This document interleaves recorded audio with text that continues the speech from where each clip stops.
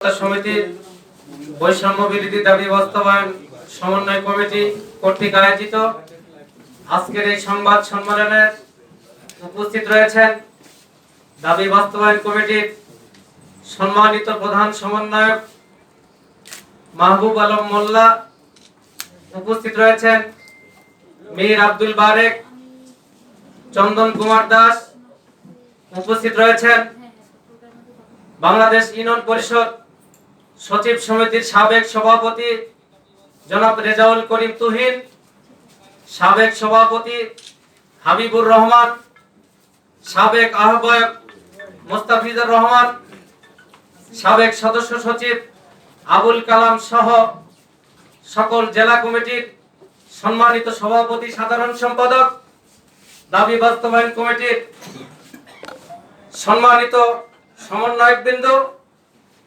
এবং আমার প্রিয় সহকর্মীবৃন্দ, উপস্থিত রয়েছেন প্রিন্ট, ইলেকট্রিক এবং অনলাইন সাংবাদিকবৃন্দ, সকলের প্রতি রইল আন্তরিক শুভেচ্ছা এবং অভিনন্দন।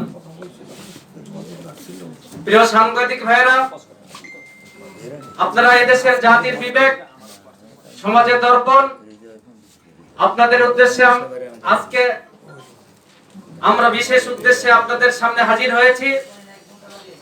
আমরা বাংলাদেশের ইউনিয়ন পরিষদের স্থানীয় সরকার পর্যায়ের একটি অংশ।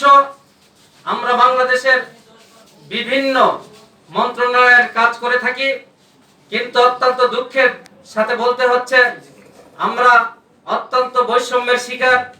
আপনাদের জ্ঞাতার্থে আমি জানাতে চাই, বাংলাদেশের যতগুলো স্থানীয় সরকার প্রতিষ্ঠান রয়েছে তাদেরকে সবাইকে নির্বাহী কর্মকর্তার পদবি দেওয়া হয়েছে, তাদেরকে নবম গ্রেড দেওয়া হয়েছে, তারা সবকিছুতেই সরকারি সুযোগ সুবিধা পেয়ে থাকে।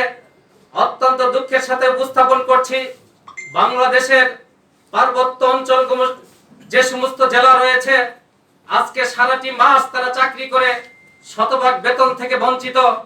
আরো দুঃখের সাথে জানাচ্ছি যে বাংলাদেশের প্রায় 20 থেকে 25টি উপজেলা রয়েছে, যে উপজেলাগুলোতে আমাদের 25% বেতন সমন্বয় করতে হয়, সেই উপজেলাগুলোতে 25% টাকা আসার কোনো রকম সুযোগ নাই।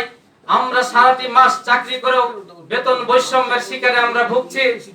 আপনাদের কাছে আমার উদাত্ত আহ্বান থাকবে, আপনাদের বস্তুনিষ্ঠ সংবাদ পরিবেশনের মাধ্যমে আপনারা এদেশের কলম যোদ্ধা, আপনারা জাতির বিবেক। আজকে আমাদের এই বৈষম্য কালে আপনাদের সহযোগিতা কামনা করছি।